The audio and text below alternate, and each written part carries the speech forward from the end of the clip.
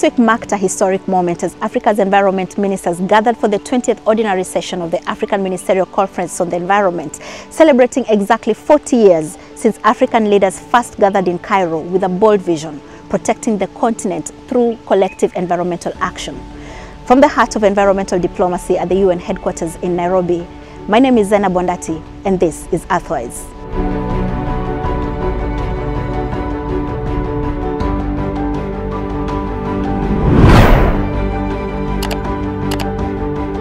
Under the theme 4 Decades of Environmental Action in Africa, reflecting on the past and imagining the future, this isn't just another diplomatic gathering. It's a moment of reckoning and renewal, hosted jointly by Libya and Kenya, bringing together all 54 African Union member states at a time when the continent faces unprecedented environmental challenges and unprecedented opportunities to lead. So today we'll explore how AMCEN transformed from a small meeting of ministers in 1985 into Africa's most powerful environmental voice on the global stage, explore success stories across the continent, and also speak to Africa's voices that are driving this environmental transformation.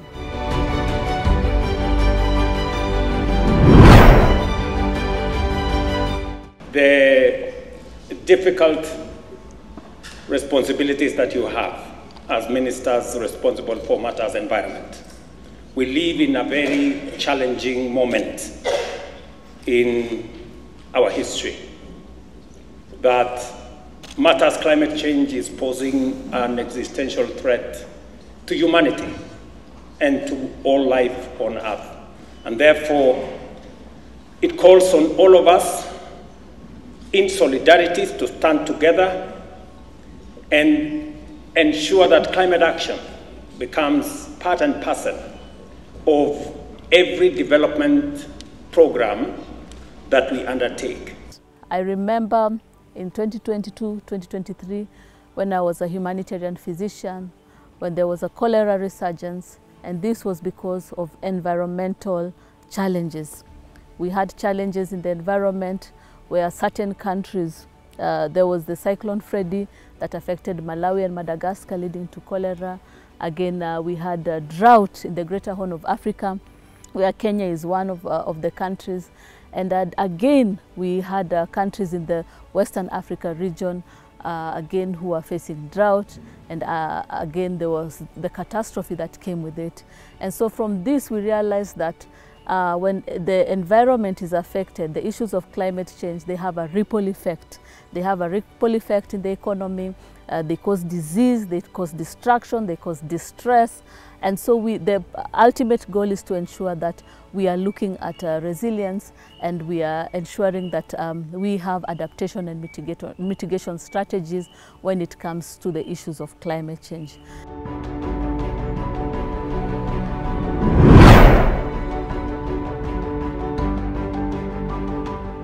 African ministers gathering in Cairo faced a sobering reality: droughts devastating the Sahel, forests disappearing at alarming rates, and a continent bearing the brunt of environmental challenges it did little to create. The solutions are revolutionary for its simplicity. African countries would speak with one voice. Inaugural conference, AMCEN was right to make the fight against desertification one of its top priorities. This was a move that, at the Rio conference later in 1992, earned widespread admiration by securing the adoption of the United Nations Convention to Combat Desertification, UNCCD, along with the other sister treaties from Rio, namely the Biodiversity Convention and the Climate Convention. AMCEN was certainly right, as over the past 70 years, Africa has lost up to 60% of its arable land, whilst its population has grown sixfold. AMCEN emerged as Africa's environmental conscience, meeting every 2 years to coordinate continental positions before major global negotiations. This unified approach has proven remarkably effective. When African negotiators arrive at climate summits or biodiversity conferences, they come armed with positions hammered out through AMCEN's consensus-building process, representing over 1 billion people and some of the world's most climate-vulnerable communities. The conference operates through a bureau of 5 ministers, each representing the 5 sub-regions of Africa, with the UNEP African office, which is this beautiful building we're in right now, serving as its secretariat. But the power of AMCEN doesn't lie in its structure, but it's in its track record, because over the last 40 years, AMCEN has been able to secure some amazing environmental wins, which individual countries would not have been able to pull off if they'd been working alone. Consider the Loss and Damage Fund, established at COP27 after years of African advocacy, or Africa's unified position on the Paris Agreement, the Global Biodiversity Framework, and the ongoing negotiations for a global plastic treaty. Each represents the power of continental coordination, channeled through AMCEN's patient, persistent diplomacy. Climate change and natural disasters continues to present a major threat to long-term growth and prosperity, with adverse impacts on our physical sustainability and economic well-being, especially for developing countries like ours in the Africa with limited physical resources. Their impacts and related response actions have direct effect on the fiscal position by lowering revenues and increasing public spending. In particular, climate change and natural disasters results to substantial reallocation of resources, even as mentioned by His Excellency, our President. It is important to note that the most climate vulnerable countries are facing higher financing costs for undertaking climate adaptation and mitigation actions, and regrettably have very limited access to external climate financing. For example, Africa leads in adaptation and resilience vulnerability, but the climate financing to the continent is less than 5% of global flows. The total annual climate finance flows to Africa from both domestic and international sources stood at only around 29.5 to 30 billion USDs in 2019, 2020, and 2020, representing only 11 to 12% of the total need. This creates a staggering 88% shortfall, or a financing gap of 2.5 trillion USD. The implementation of Kenya's current NDC 2021 to 2030 requires $6.2 billion per year, yet the finance flow stood at $508 million for the year 2021 and 2022, which is equivalent to 3.85% of the amount needed. Yet, AMCEN's greatest achievement is transforming how Africa sees itself on the global environmental stage. No longer a victim of climate change, looking for help, seeking for help, asking for help over and over. Africa today attends global negotiations as leaders who deserve to be at that table and with clear demands. To shed more light on this, I spoke to the current chairman of the African Group of Negotiators, Tanzania's Dr. Richard Mulungi. I would just like to start from where we left off at COP29. Our demand as Africa was $1.3 trillion. Is it trillion or billion? Trillion. Trillion, yes. We wanted $1.3 trillion. Yes. The highest number we've ever asked for. Yes. And we didn't get it. Yes. Do we have a strategy to getting it, or do we know why this request was denied? Okay, first, the request was genuinely based on the increased impacts of climate change on the continent. As you know, all national focal points, so governments in Africa have already submitted their demands in terms of nationally determined contributions. And when we analyzed their demands, so our demands as a continent, we noted that we actually needed more than 3 trillion as a continent. But taking into account many aspects, we thought at least 1.3 trillion was good enough to ensure that we can implement actions which can address our vulnerabilities, but also contribute to the global community in addressing mitigation. So it wasn't just a figure out of nowhere, but a figure based on at least the initial analysis of our needs as a continent. Now, yes, when we went to Baku, things turned around. I think I would say the challenges we are getting, we didn't get full cooperation with from other negotiators in terms of developed countries to understand the real challenges we are getting. And therefore, at the end of it, we ended up with 300 billion annually. However, one thing which we did agree was that we start a process which can lead us to the 1.6 trillion we demanded. Okay. This is why we came up with what we call Baku to Belém roadmap on 1.3 trillion. Yes. Okay. So given that so far our demands for anything to do with money, be it adaptation or mitigation, seems to be hitting a brick wall.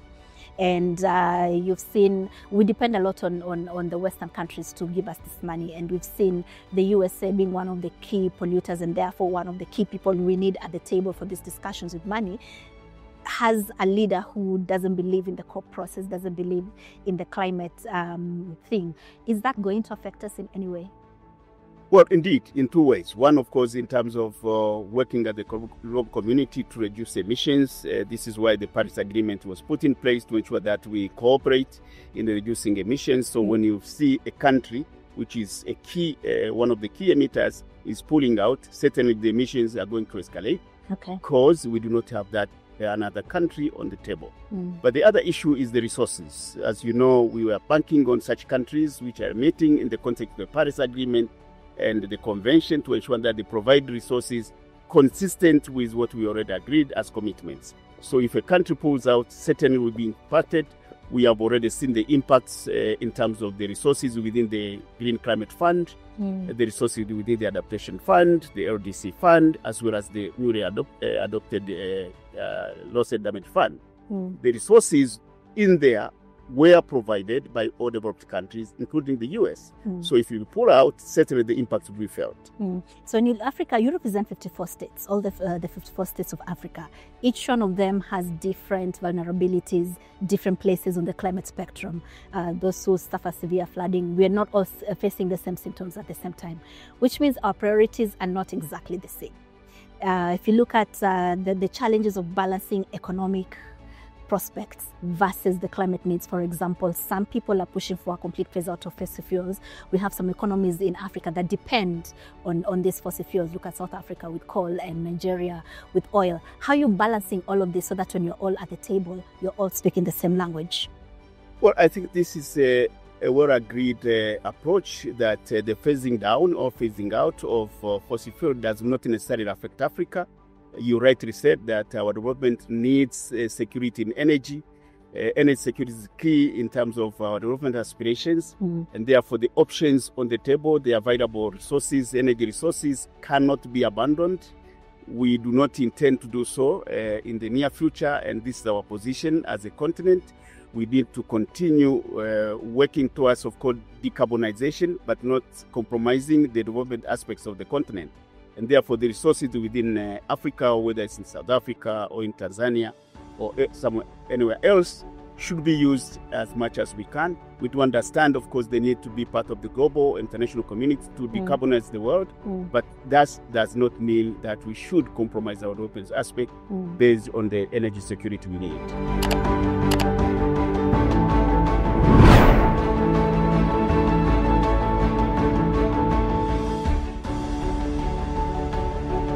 40 years after AMCEN's founding, the environmental landscape across Africa tells a story of innovation, resilience, and growing leadership. From the geothermal fields of Kenya's Rift Valley to the restored savannas of Niger, African countries are pioneering solutions that the world is watching and learning from. Over the years, Kenya has built leadership and has become a leader in this global environmental space, not just leading the conversations, but also leading in the technologies. Take, for example, geothermal capacity that Kenya has built that has made it one of the top geothermal producers around the world and is now teaching other African countries this same technology. And to talk more about Kenya's role in this global environmental diplomacy, we spoke to Kenya's Environment Minister, Dr. Deborah Barasa.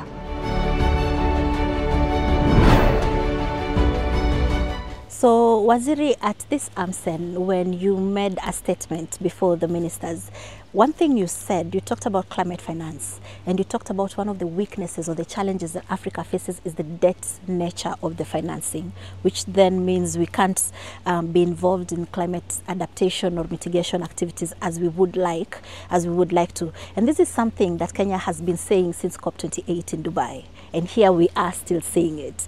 Are we seeing any progress in changing this, or what is our strategy to ensure everybody moves to what Kenya is recommending? Yes. Thank you so much, Zainab, first of all, for having me here.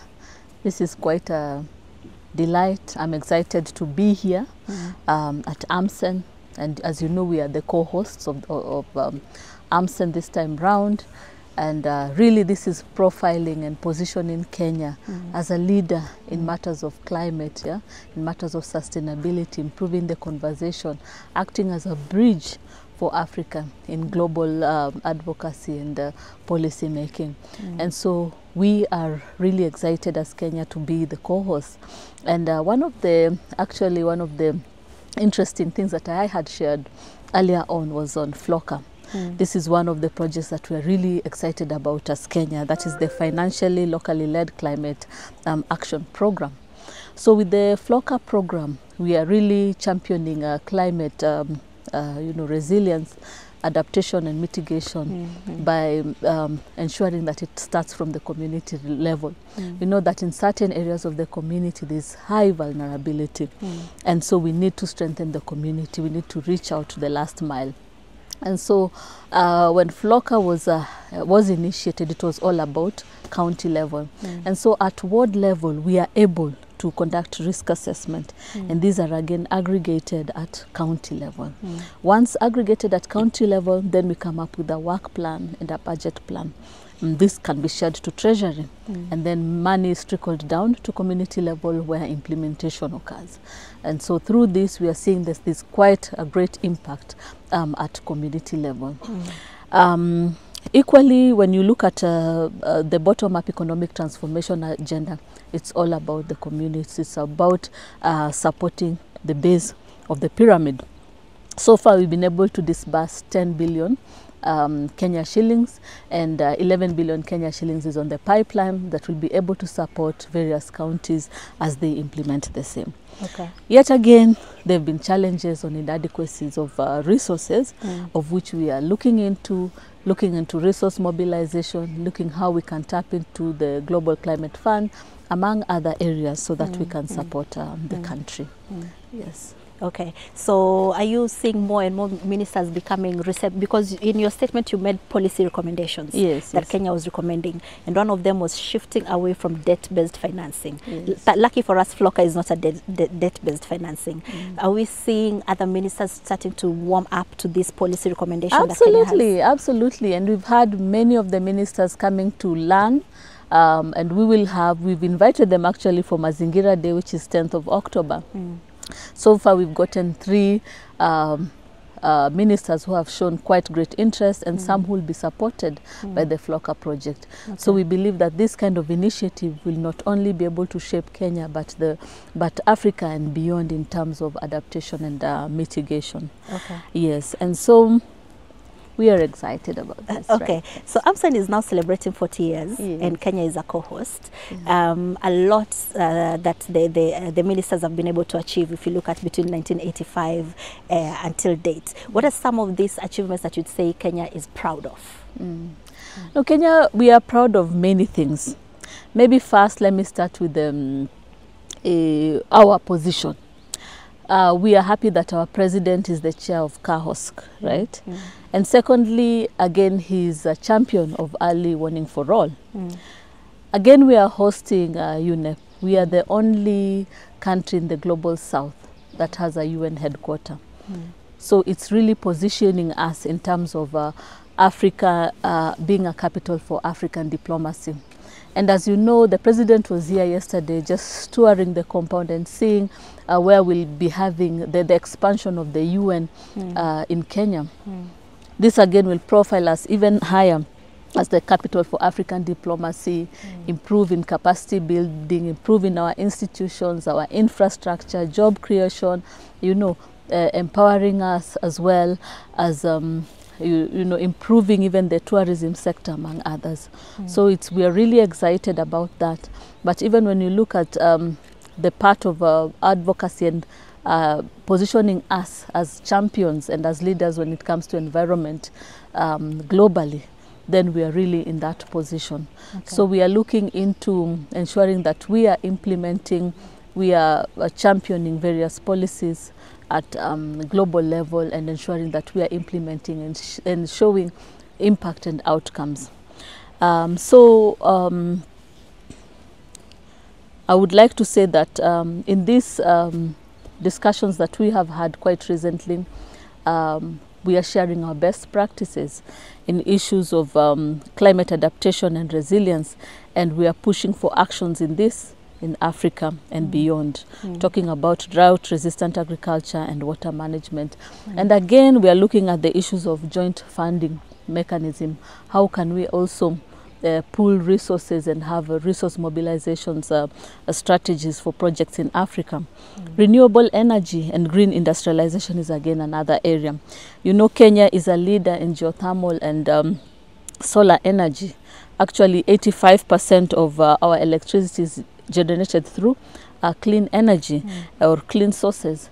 And so we are advocating, we want to support the establishment of multilateral clean energy corridors linking Africa under the African single electricity market. Okay. Another area that we are really championing or we hope to advance is the plastic pollution and circular economy in Africa and beyond. As you know, we banned the single-use plastics in 2017 and further banned the use of plastics in protected sets, and so we are looking at or in protected areas, and so countries are really benchmarking on us. And so from this, what we have learned, what we are looking into is to supporting the UN Global Plastic Treaty. Okay. Yeah. So looking at digital transformation and Kenya being a very youthful society, Yes. Africa also being a youthful society, these young people are constantly coming up with newer ways of doing things, some things very unconventional. How are we looking at leveraging on these skills that these young people have towards this environmental agenda? Yes, there's quite a lot that we can do in terms of leveraging on the digital technologies and AI. One of the areas that Kenya has really championed and we've been able to win many awards in terms of innovation is our Jaza Miti app. And Jaza Miti app is what we are using to monitor, first of all, to look at the tree planting and then the tree growing, monitoring 3 years and beyond. And so we are able to map out, look at the geomapping of the trees, where their locations, what is the coverage of tree planting, how frequently are we doing, and actually even at ministerial level, I'm able to monitor how on the your phone, you various can do that on your yes, phone? absolutely. Okay. We can monitor how the various ministers are doing this. You know, for the tree planting, it's a whole of government approach and a whole of society approach, and it has been championed by His Excellency the President. And so we are looking at achieving the 15 billion tree planting strategy. We've been able to get 843 million trees grown so far. The climate crisis affects Africa more severely than any other continent, with temperatures rising 1.5 times faster than the global average.